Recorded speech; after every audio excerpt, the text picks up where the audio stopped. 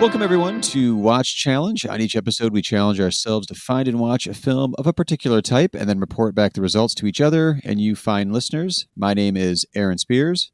And I'm Mike Went, and we are approaching the month of October. So this month's episode is from our listener, Natalie J., and this is zombie films. Zombie films, indeed. We're going to use Natalie J's suggestion as also a jumping off point, so we'll have a few kind of horror October-themed episodes in a row. But starting off with zombie films, strong pick. Not really a genre, as I went back and looked, that I've seen a lot of. Yeah. But a good amount. And then this exposed me, obviously, to some more interesting ones. Mike, I think right off the bat, again, we've got another topic where we have to acknowledge, the master of the genre that we're looking at. In this particular case, we've got George Romero, Night of the Living Dead, 1968. Do you credit him? Is he like the start of the zombie movies? Because, I mean, there's some zombie films before then, but like he seems to be like credited as the father of the zombie film, I think. I would say so. I think he set the standard, set the bar. And I mean, that man, it really, it was unique because they made it for so little. Basically used like almost every friend that he knew in Pittsburgh, it sounds like, to make this movie. And the fact that it still is revered today is, it's really quite something. And then, of course, when he made the further, films in that, Day of the Dead and Dawn of the Dead, he really, I think, upped the game each film that he made in those series. Yeah, and I did, like, I hadn't gone too much past Day of the Dead. Or no, actually, last October was the first time I'd watched Day of the Dead. I'd seen Land of the Dead, the one with Dennis Hopper, where it's set in the high rise. But then I also trudged through and watched, like, Survival of the Dead and some of his other continued the Dead ones. I think I finished out all of his Dead films, and I don't know. It's Romero, so like I'm giving him he gets a lot of love from me. Yeah. He did one, I think it's Survival of the Dead, in the style of like found footage horror, which I'm a sucker for. That found footage kind of style. They're not great, but he's always able to incorporate, I think, something pretty interesting about it. Because I think at his core, like, yeah, there's zombie movies. It's the dead are coming back to life and blah, blah, blah. But he's also got a really good eye, I think, for human drama. Yes. In there as well. Maybe not so much as they go on, but yeah, you're right. I mean, because initially, I'm almost like backtracking on what I said. Like it's like the one in the 70s, which is Dawn of the Dead, and then Day of the Dead. But yeah, the ones more in the 21st century, maybe not. Yeah. Maybe not as strong. Left the genre alone for a while through the 80s and into the 90s, but that doesn't mean other people weren't picking up the mantle and doing zombie films. But I remember even as a kid watching Dawn of the Dead, the Romero one, and really being like, oh God, you can. It was an early on horror film for me as a kid on VHS, and going like, oh God, you can just show like someone taking a bite out of somebody on film, because horror just wasn't like my pull when I was first getting into films and getting in there. But the way that he also went beyond just like having the great, practical effects in his films for the zombie stuff, like it always seemed like in Dawn of the Dead was clearly like, okay, well, zombies metaphor for consumerism. Yes. The zombie outbreak as a metaphor for something else. I feel like he gets the credit for that. And that's run through a lot of zombie films since. Yeah, absolutely. Yeah. The commentary on culture of those times. Yeah. That's just really what I think makes a lot of those, where sometimes horror films, at least by critics, are sometimes crapped on or poo-pooed on, just seen like, oh, it's just all blood and gore. But when it makes a comment on things that are happening in society and culture, I mean, that's when it like really, strikes a nerve, I think, with a lot of people, and they can really resonate with that. Oh, for sure. So here's a question I came up with as I was kind of looking into like what makes a zombie film, what are the tropes, what are we looking at here? And with Romero, you've got like the slow moving zombies, they're afraid of fire, only brain shots or brain injuries are going to take them out and actually kill them. You could riddle them with bullets and they're still going to keep walking. You got to, pop them in the brain. So not necessarily the most terrifying objectively thing. This isn't like a Jason or Michael Myers, like crazed killer out there Right. coming for you. It seems like a manageable threat Yeah. in what you call, I guess, like the Romero rules of the genre. But I think that allows you to have the humans that are hunkering down, especially in like, Night of the Living Dead or Dawn of the Dead in the Mall, Day of the Dead in the Yeah. bunker.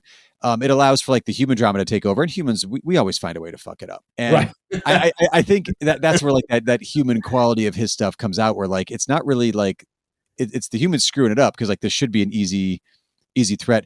I think that allows for the commentary to come in. And then when you get the terrible zombie movies that are just in it for the gore, you're like, well, this is dumb. Like all you're here is for the gore. Like, where's your human story to Yeah. connect? No, you're right. And I think some of the other, tropes that I've noticed, like at least in some of the more modern ones, Mm-hmm. is like, that you still have some of the slow moving zombies, but now it's just like there's always a huge mass of them. Right, So it's right, like right.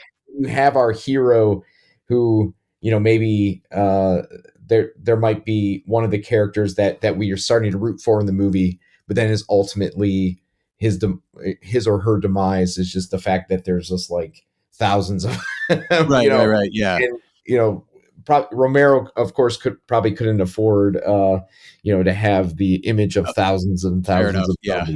zombies. But he did have zombies that did sort of evolve too, though. Like later on, there, I can't remember which one, but there's zombies that clearly like are thinking and learning. Yes. Like they start using guns at one point. I was like, I mean, it's your genre, man. You can do what you want, but I don't know if I'm really on board with this kind of an element here. But yeah, it's interesting how it is sort of evolved. And actually, I was kind of mindful of that with the stuff I picked for this particular episode as well. Absolutely. So, well, let's get into it, Mike. What any honorable mentions you want to shout out before we get to our picks? Yes, I have a real fun one to start off with. Some zombie movies are played for very serious, I would say, like probably 9 times out of 10. But this one was, a couple years ago, I had my wife and I we had kind of seen everything that had was out at the time, and we went to like one of the remaining dollar theaters at the time, and just decided to see this movie called Anna in the Apocalypse, Oh, which is it was released in 2017, and it's a British movie that is it's a zombie movie, but it's also a musical. yep. And it's set around Christmas time, and so it basically follows a high school girl, and the apocalypse has has arrived to their small town, their small village. And the one thing that stuck out about this is just the young actors that they got. They all have really great chemistry, and it's very modern. So you have like all spectrums of of people in the film, and the songs are extremely catchy. I know, like, we immediately bought the soundtrack Mm-hmm. after watching it, and it's become kind of like, if we can find it on streaming, it's been something that we have watched the last few holiday seasons, just because it's like, it's unlike anything I've ever seen. Yeah. Same here. Once we've gotten just too many shitty Hallmark movies under our belts around the Right. holiday season, we're like, all right, I'm popping with tonight's Anna in the Apocalypse. Yeah, no, but it's just a ton of fun, and it's a good spin on so the cliche, I guess, of the zombie film. Well, Sometimes. it's one of those two where you're not going to get a musical Christmas zombie film until the Yeah, genre's been around for a little while, and we need yeah, to freshen it up and try a new approach. That wasn't going to be Romero's right out the gate, genre right, he's going to do. yeah, but Yeah. it's definitely great. How about you? I picked a couple of honorable mentions, but I went specifically for I wanted to see kind of modern ish Yeah, international zombie films. Like, okay, so Romero, like you said, very like local filmmaker, Pittsburgh filmmaker through and through, even in his non-zombie films, very, very yeah, Pittsburgh guy. So I went outside of the borders of the United States to kind of look at like, well, how are zombie films done elsewhere? sure, One of the great film industries in the world in the last, I want to say probably like 15 years now, is South Korea. Yes. And one of the ones that really grabbed me, I put off for a while because I was like, I'm just not in the mood for a zombie movie. But I finally did get to see it on the big screen, Train to Busan. Oh, yes. 2016. Now, Yes. this is exactly what you were mentioning when you're talking about, I can't remember the word, the hordes, the swarm is how I Yes. was thinking of it. A lot of people might picture like some of the, either the trailer or the film World War Z, which I am not picking, but it's that kind of that. It's a fast moving swarm of zombies, which is terrifying in a way Yes. that, the slow moving ones aren't. On top of which, it's if you get bit, you're a zombie. There's a whole awful, painful looking transformation once you're bit. But at the core of this one too, you've got a father daughter story. They Yes. board a train, some weird shit's happening, but they're not really sure what's going on. It's in 2016, the film, so like modern cell phone technology exists, communications, that sort of thing. So they start getting the word of like how bad it is. They luckily happen to be on this train heading to Busan, when making some stops along the way. So it's kind of this like, wait, are we sheltered enough? Are we isolated enough? Oh crap, it's on the train. And then Yeah. it's like the checklist of like the various characters that kind of band together. There's the panicky person. There's the selfish person. Like there's all the different character types you could have that would be on a public transportation. But then also figuring out what the rules are, what's actually happening. Can you believe it's happening? The shock of what's happening. How do we survive? How do we communicate with our loved Yeah. ones? I mean, it's just a boom, boom, boom, go, go, go action movie. It's got a ton of heart, great character development, but also you've got, I think, a pretty good description of, or a good portrayal of like the fast moving swarm kind of zombie elements as well. Absolutely. I believe I saw the sequel as well Peninsula. 2 years ago. Yeah. Well, it says came out 2020. So a couple. Oh yeah. Yeah. Years, yeah. Yeah, that one was I didn't like it as much as the first, but it still it had some very inventive kills. And there's also, I guess we should just mention too, there's one, the same director, Yong Sang Ho. Hopefully I'm saying that right. He did another one called Seoul Station, Mm, Seoul, South Korea, obviously the city, in 2016, but it's animated. I haven't seen it, but I think in the timeline, if I have it right, Seoul Station is first, then Train to Busan, and then Peninsula is in the world of Train to Busan, but a different story yeah. at the same time, if I've got that one right. So yeah, Huh. technically like a trilogy around that story there. So if you're a fan of one, I don't think you need to watch them in any specific order. Yeah. I mean, so many great films from South Korea over the last like decade or so. I mean, it's Yeah. like I don't know. It's like there's something that they're teaching people the right way how to make films out there, and maybe it should rub off a little more on some of our Yeah, American. yeah. I actually hadn't thought of the origin of that, but you're right. I wonder if maybe film schools in the US should be taking note of how film is taught, maybe at Yeah, film schools in South Korea, if that's the absolutely. source Yeah. for it. But yeah. So, what else you got for honorable mentions, Mike? I guess I really kind of went more the comedy route. This one just always stuck out to me as a lot of fun. From director James Gunn is 2006 Slither, Oh, which is a movie where this meteorite hits a small town, and fastly these little worms basically inhabit different people, and kind of grossness ensues, but also a lot of humor. And James Gunn came from the trauma school of film, so that's right. where he I can't think of all the names, but I Tromeo and Juliet was one of the ones that he made, and but basically took his like low budget roots, and given a little bit of studio money, and made this like blast of a film. Nathan Fillion, who is known mostly from Firefly, Mhm. is really really charming in the film, and Elizabeth Banks, also, I don't know, it's just one of those movies that the last couple Octobers as well, that I just pop in and have a good time with it, even though it is like extremely gross, and I'm sure, like, by design, and but I Yeah. mean, it's like funny gross in a way, but it's also just a quick watch, and So it's kind of interesting now that he's transitioned to this comic book filmmaker basically. But I would love to see, once he's done with the Guardians films and Suicide Squad stuff, like I would love to see him get back to these roots and make something genre film like that again. I don't know if this would be a topic we should do for the show at all, but there is this lament I too have. James Gunn's a good example of that. Where like, God damn it, the Marvel Cinematic Universe is grabbing up all these really interesting indie directors that I'm like, I Yes. want some more of your indie stuff. Can we Right. come on, Marvel? Like that's fine, separate complaint, possibly separate topic, but Right. Make your Marvel money. siphoning. Make your money. Right. Right.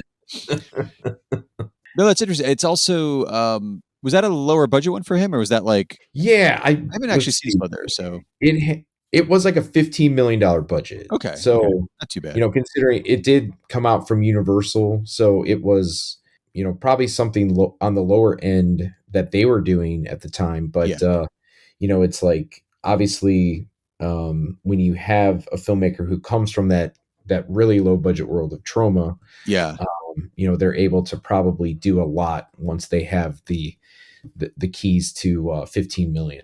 Oh yeah, it's probably one of those made for 15 but probably looks like 30 because you know what to exactly. do. Stretch that dollar for Absolutely. Sure. How about you? Any other ones? Yeah, I got one last honorable mention, and I picked this one for a number of reasons. The first one is because it's just fucking great, but it's also one that I think captures the ethos of George Romero, as we were talking about with Night of the Living Dead. Yeah. And so this is called One Cut of the Dead, which is Japanese. Actually, I'm sticking in the comedy zone here. Japanese zombie comedy film written by Shin Ichiro Ueda. So again, I do not have a Japanese tongue, so apologies for mispronouncing that probably.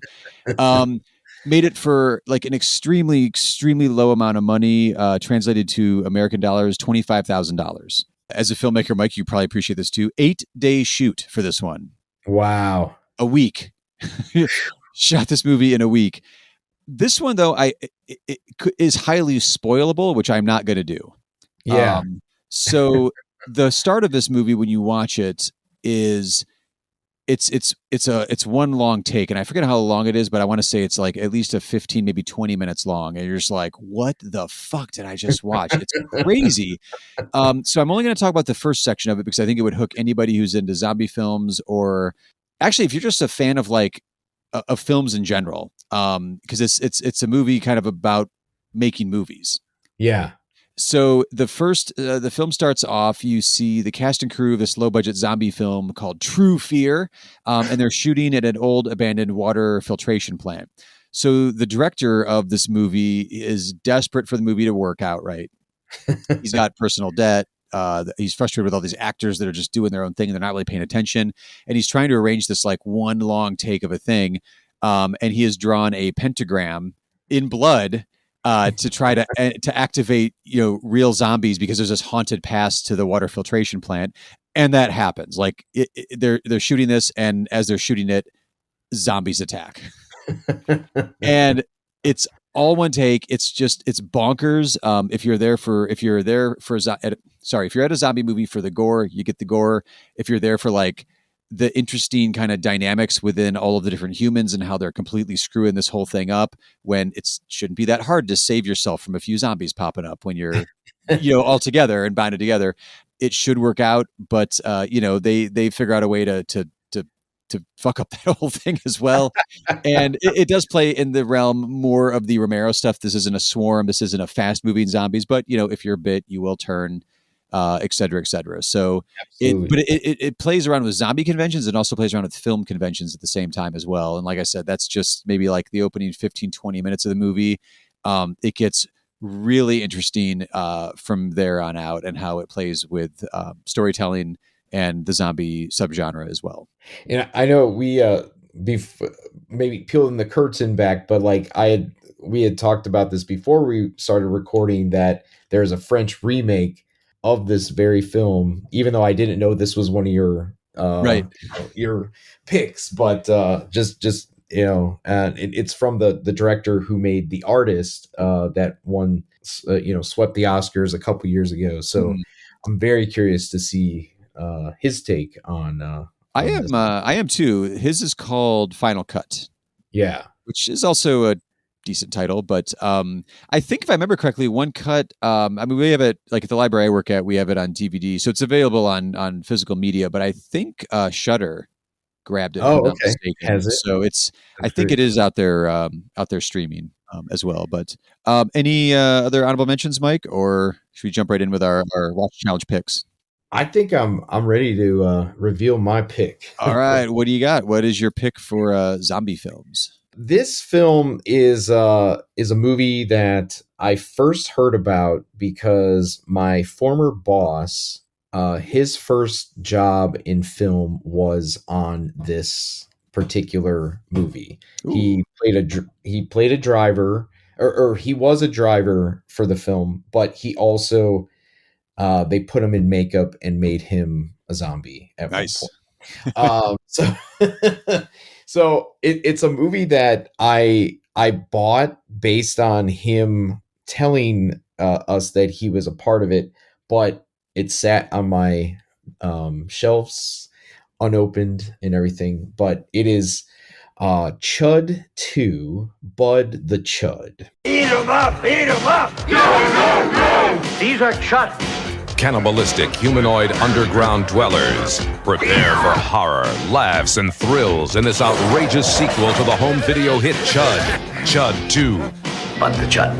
Starring Brian Robbins from Head of the Class, Garrett Graham of Police Academy 6, Robert Vaughn, Bianca Jagger, Larry Linville of MASH, and many other popular stars. A dead body is nothing to be afraid of. He's suave. Are you heterosexual? He's charming.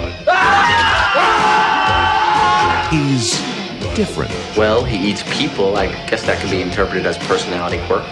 He's Bud the Chud, a half-dead, decomposing humanoid, the result of a military experiment gone haywire. Colonel Masters, there was a reason that these creatures were kept underground. For instance, the little matter of the drugs' cannibalistic side effects.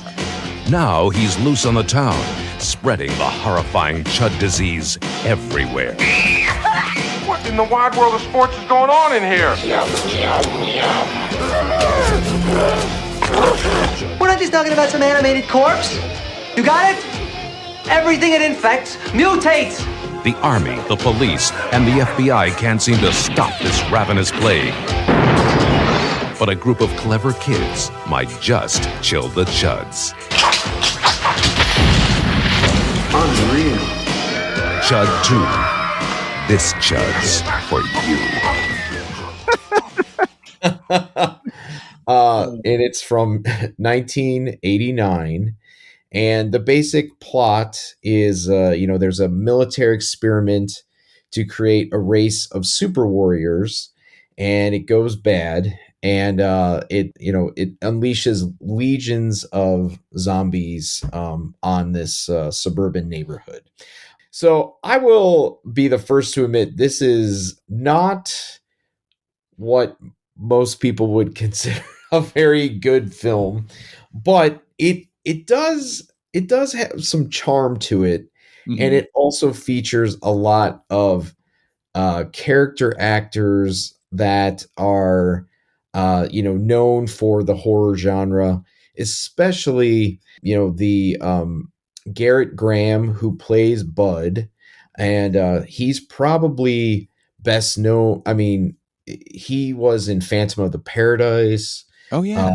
He's also in a couple other films that like Child's Play 2.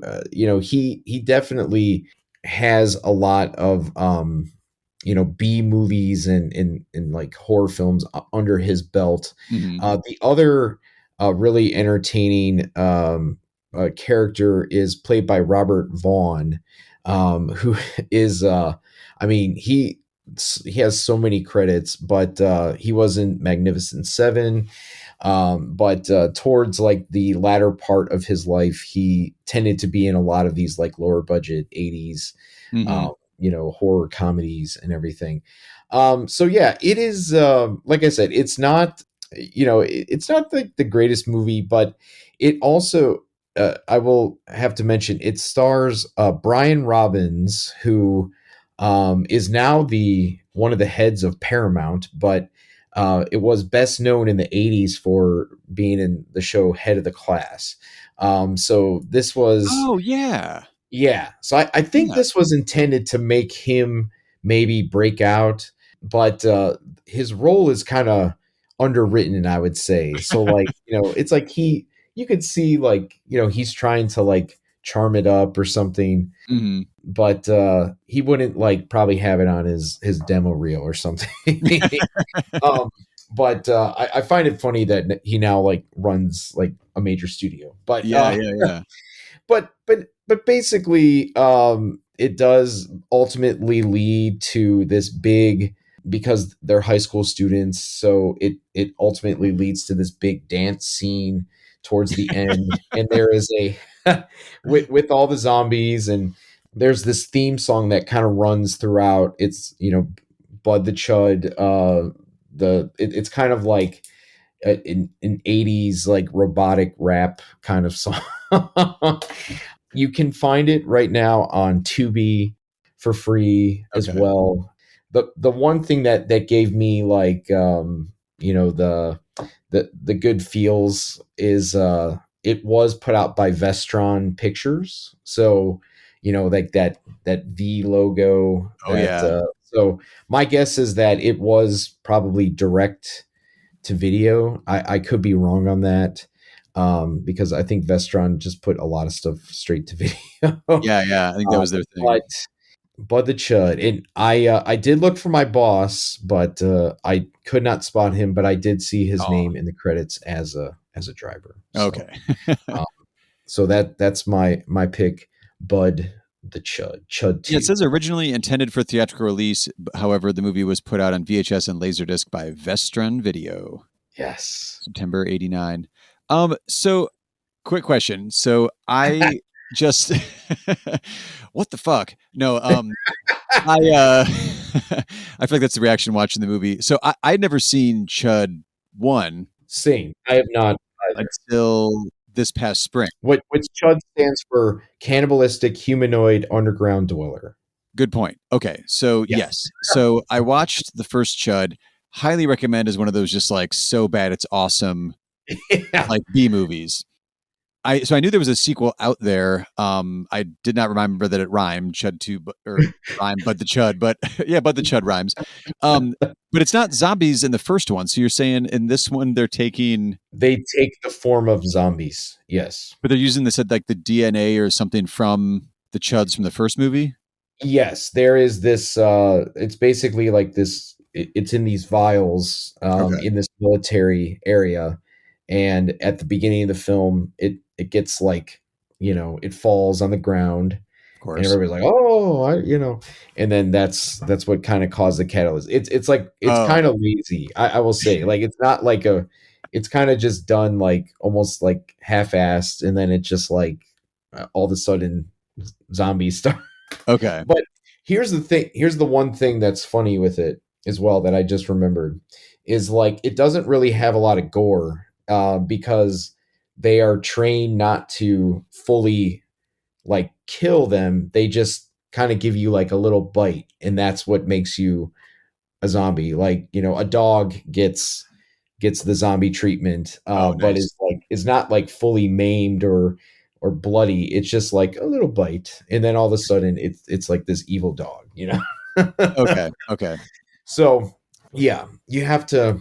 It's not a cinematic masterpiece by any measure, but I think you might have some fun with it if you're like doing a marathon or something. I was going to say if yeah, because I'm curious because it didn't sound like it had anything to do with the first one. So why would it? It's just called Chud 2. But also, yeah, I'm thinking like if I'm as I go through October, I'll put on like double features or something when I have free time, and Yeah. or try to marathon something around Halloween. You want something like this. I mean, you want something. I mean, you want kind of good in comedy with all of your picks here, and those would be something I'd want in the mix to kind of lighten it up, have a little bit of like, what the fuck am I watching kind of vibe mixed in with the other stuff too. So I'll keep Chud 2, but the Chud in my queue, just something lighter through the Halloween season. So what'd you end up picking, Aaron? All right, so I'm gonna swing very differently, which is what really entertains me about our show, Mike. So I went back to the 70s. I really wasn't sure what to go with, but I wanted something new. Again, like I said, I don't feel like well versed in the zombie film subgenre. Sure. And so it's like, all right, well, let's get something here that I want to. And I was also, again, I was still kind of looking outside of the borders of the United States with zombie films to sort of see how the genre kind of rippled out to the rest of the world, since we're given, Romero, the father of the zombie film, the credit here. That's Pittsburgh, very American thing. So this movie goes by two different titles. I found it recommended on a Letterboxd list where it was called The Living Dead at Manchester Morgue from 1974. So obviously UK, England here.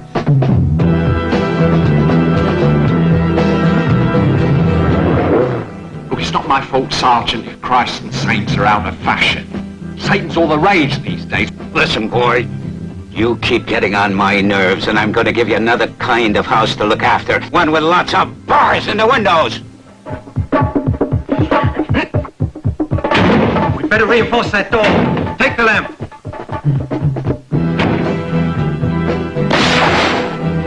I can just imagine the sergeant's face when he finds out. Craig, can you hear me?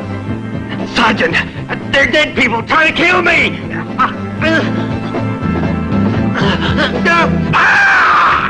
But then over on Internet Movie Database, it's called Let Sleeping Corpses Lie. Ooh. So I've never heard of this one. I hadn't either until looking this up. And then as looking at IMDb trivia and some other stuff, apparently it had like 15, 16 alternative titles. It was just one of those movies that just repackaged, repostered, redubbed, whatever, and was put out there. So we've got a Spanish director, Jorge Grau, Grau. It filmed mostly in Italy. Okay. Use it even more. It's set all in England, and there was some filming in England. Some of the exteriors are there, but it was mostly shot in Italy. And it's got an international cast of actors I had never seen or heard of before. So the premise here is you've got two characters, and it's very, very Romero in its approach, I think, because it does deal with the human element and what can go wrong with humans when they're put up against, a zombie. In this case, it's a zombie outbreak. Sure. So you've got this guy, George, who is traveling to the countryside on his bike, not motorcycle, not like pedal bike. So he's sitting there on his motorcycle. And then meanwhile, there's also a woman, Edna, who is also traveling to this other little city. They're heading out of the big city, into the countryside. They both happen to stop at the same petrol station, gas station. And he parks behind her. She accidentally goes in reverse, hits his bike, damages the wheel, so he can't drive anymore on the bike.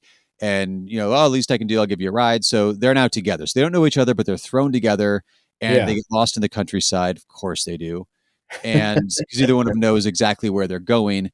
And what's going on out in the countryside is like the Department of Agriculture for England is doing experiments with the radiation. I can't remember how they did. It's like they called ultrasonic radiation as a form of pest control to get rid of the pests in the farmland and save crops or whatever. So they can eliminate, pests, and farms will never have to deal with pests again. They don't have to spray anything deadly. They just douse everything with ultrasonic radiation. But guess what the radiation does, Mike? I'm going to have to guess it turns people. Yeah. The dead start coming back to life. So it's one of these where there's 1974. So there's like a little bit of this kind of like eco-apocalypse kind of vibe to it, but in this version, it's that the dead are coming back to life. First is a guy who was freshly dead, who comes out of the grave, who I think is like a local drunk who drowned. A local farmer confirms, oh yeah, that guy, he drowned like a week ago. And she's like, well, he just attacked me in my car, but of course no one can see him. He's not around anymore. So, oh, you're crazy. So they're dealing with like what the hell's going on, but then they're also trying to explain to other people once they know what's going on. No, the dead are coming back to life. And everyone's like, what are you talking about? That's crazy. The description on IMDb I found really a great little selling pitch to anybody who wants to watch this one, and I would highly recommend it. I mean, it's not as good as Night of the Living Dead or Dawn of the Dead, but I'm going to say it's kind of close in my book. Like it's highly entertaining. It does have some good gore. It builds though. It's not like right out the gate. There's also some okay action and great suspense, good cinematography, a lot of daytime stuff, but a lot of like good night kind of gothic stuff. Some of these exteriors they shot in England. A cop chases two hippies suspected of a series of Manson family-like murders. Unbeknownst to him, the real culprits are the living dead, brought to life with a hunger for human flesh by ultrasonic radiation being used for pest control. So you've got a cop who doesn't believe anything that George and Edna are trying to say about the living dead. And he hates hippies because it's 1974 and that's, that's what cops were doing.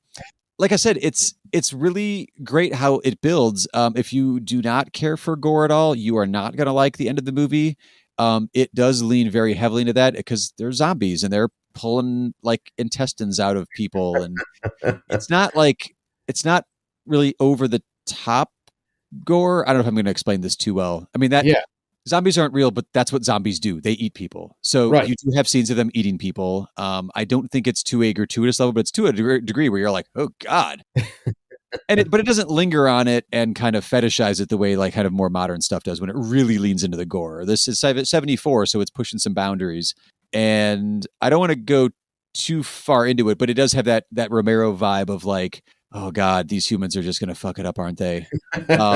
And because they're hippies, right? Yeah, they're hippies, right? Yeah. So it really does have like great human drama and human dynamics to it.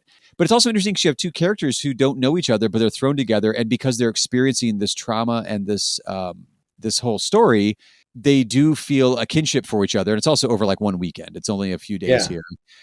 But unlike Romero, there's a cause to why the zombies why they're zombies, why they're not corpses anymore.